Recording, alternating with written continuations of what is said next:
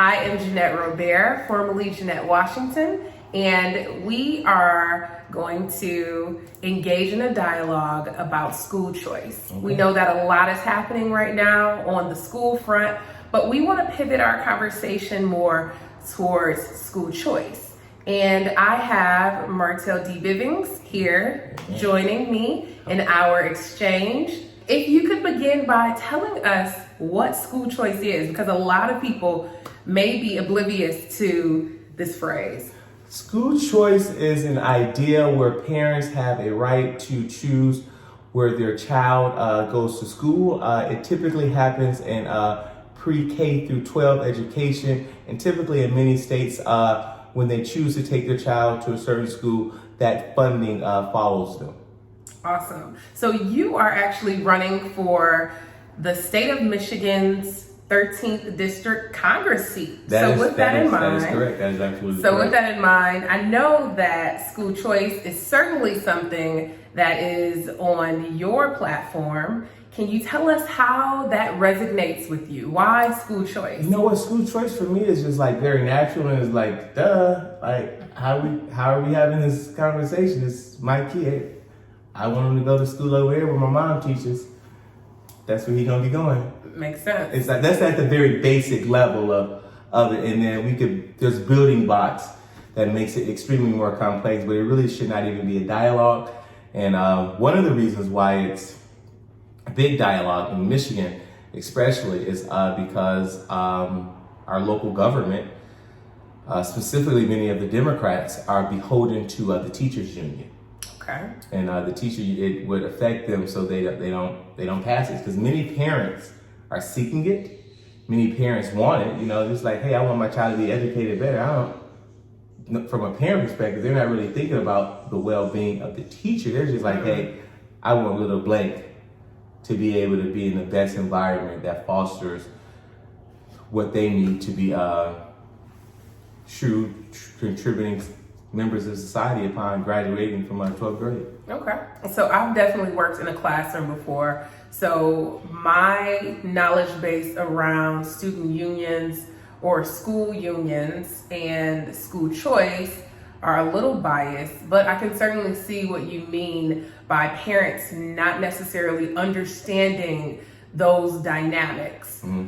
So what are some of the ways in which we could better inform parents about school choice? Is that something that all parents know about here in Michigan, or is it something that needs a little bit more nudging? I think it's something that needs a little bit nudging. What will you potentially do now and in the future? Create funding sources for the state of Michigan to tap into it. So I would create legislation to say, hey, if the state taps into this is what they will get, because school choice and the operation of education is a state's issue. So Michigan has to opt into school choice, and right now there's a provision in the state of Michigan's constitution that restrict public dollars going to private or charter schools and things of that nature. Now, actually last year in 2021, the Republican House of Representatives in Michigan offered up legislation to have $500 million dedicated to school choice, which would follow the child to whatever school they're going to attend, and potentially also have funds dedicated for tutoring, after-school programs, things of that nature. Can you speak to how school choice has affected you personally? Well, I'm a product. My whole household is a product of school choice. I have 4 siblings, and we all went to different schools. We literally all went to different schools, and each school, from my mother's perspective, was really dedicated to tapping into something that was in us that she saw would be flourished at this given institution. And I really didn't realize I was a product of a school choice household until I really got into the pursuit of this seat. Because when I found out about school choice, I'm like, yeah, this is why is this dialogue? It's send them wherever you want them to go to school. Yeah, whatever. If you want to drive 50 miles, push on, get up at 5 o'clock, and that's or earlier to get your child to school. That's up to you. or move 50 miles outside of where you really want to live just so your child can be educated. That's up to you. But then when I went deeper into it, I'm like, yeah, it makes sense. And then when I sat back and thought, I'm like, wow, I am a product of school choice. I started education early. I started with daycare, Honey Bear Daycare on Stansbury in Puritan on the city west side of Detroit. And my mom always said that she wished that type of education could have continued, because when I left Honey Bear Daycare, which is basically potty trained to 5, I was speaking Spanish, English, as well as Chinese. And how that happened, we had a Spanish teacher come in a few times out of the week. We had a Chinese speaking teacher come in a few times out of the week. And then in between that, whatever programming we were watching on TV, they would change the language on that TV. So maybe one day we watch Sesame Street in Spanish, the next day we watch it in Chinese, the next day we watch it in English. And that's the time that the child's mind is just really like obtaining. And by the time I exited out of kindergarten, I was only speaking English. So in a way, I was kind of dumbed down, unfortunately. So the American education system doesn't necessarily prompt us to learn languages fluently.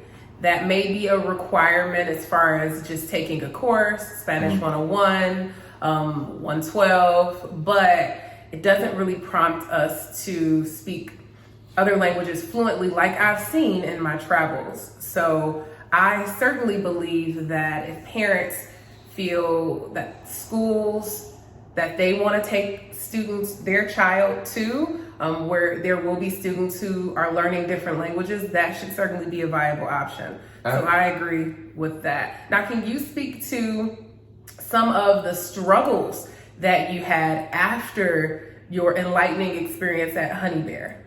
Oh, not really, honey, because I was 5 years old, so I went into my mom was always down for education. Education in my household was very serious. It was serious. It was very, very serious. So after Honey Bear Daycare, which is also very structured, I went to Golightly Education Center, which is a school of choice. Actually, you have to test to get into the school, and then you have to test to be in either this kindergarten class or this kindergarten class. I remember taking the test with blocks, and would say, hey, how do you get 5 blocks? And I would bring 2 blocks over there, how do you take away 3 blocks? And how far can you count up to? And what's your ABCs? And what's 1 and 1? These things I did really well. But, and I was in that school from kindergarten, 1st and 2nd grade, kindergarten to 3rd grade. Midway through 3rd grade, my mom took me out because I'm a high energy person. I've always been high energy. And my level of energy just wasn't really conducive for a teacher who had to teach about 25 other kids, Sometimes 30. Sometimes 30, but, and I'm calling it energy. Someone else may call it problem child, the bad kid, I don't know, but I had high energy. And the principal there was just this guy's in the office again, I'm tired of this guy. And my mom didn't really feel like she valued me, and she didn't want me in a place like that where I wasn't being valued by leadership. So she transferred me in the middle of the year to another school of choice, St. Leo Elementary School, which also eventually transitioned into George Crockett Academy. Okay. And what side of town is this on? It's maybe Midtown area in the city of Detroit. Okay. And again, that same level of high energy followed me there, and my mom, the teachers there, they kicked me out. They're like, no, we're not going to deal with this. Have you ever had an ADHD assessment? No, I don't have ADHD. It's okay. just, I want to do what I want to do. Okay. I'm not here for your lesson right now, ma'am. I just figured it was a valid question. No, it's a valid question. That was going to segue into historical perspectives of biased assessments and how standardized assessments were created by individuals who were psychologists as well as eugenicists. So that was going to take our conversation into a different direction. I think we can go there, because I ended up going to, after that school, my parents, we lived in Taylor, Michigan, and I went to a school there, high energy as well. But it worked differently there. It just kind of worked. They're like, we're gonna find a way for him. You know, they found a way. For maybe a year and a half, we lived with my aunt, which was in maybe like a 2-bedroom home, and it was a family. It was very fun, but we lived there, and that was the first time I was enrolled in the school right in the neighborhood, a regular traditional neighborhood public schools, and that. Is that where we met? No. Okay. We met. We hadn't got to that part. We haven't got to that part yet. It was Dixon Elementary School, 5th grade. That was a horrific experience for me. It was horrific. It was what was going on at Dixon. I thought I had high energy. I'm like, oh, y'all on 10. I'm cool. I'm on 5. But it was not good. And I just kind of like merged in with their energy. Like, oh, this is what we doing? I can take it to the 10th level, you know. And I definitely that could not be good. It wasn't good at all. It was not good. That was a very weird academic setting for me. For me, that was just like, ooh, I was living a good life for academia, and this is where you are, Bivings. You did this to yourself. So how has your different experiences in school prepared you to run for U.S. Congress? Well, I'll say this, and why I'm such a proponent for school choice. I was in Dixon High Energy. They labeled me with the LD, which is a learning disability, and they put me in a learning disability setting midway through fifth grade year. So after Christmas break, Dixon didn't have a learning disability program, so they said McFarland does, McFarland Elementary, so I went to school there. And I was shocked when I got in there, because we were in the 5th grade. And we were doing things that I was doing in like kindergarten. 1 and 1 is 2. Mm-hmm. 2 minus 1 is 1. ABCs, and Johnny has a cat. The cat ran to the store. At first it was like, oh, I'm about to get a 4.0 in this boy. This is amazing. And then after a while I was just like, man, this is what they think of you. This is because of your high energy. I wasn't thinking high energy then. I was like, because of your behavior, this is where they put you. This is the thought of you. And that was my first time in public schools. They put me in special education. And then at the end of the 5th grade year, we had the 5th grade promotion ceremony. And of course I did well, 4.0. We're doing kindergarten work. And I didn't have that.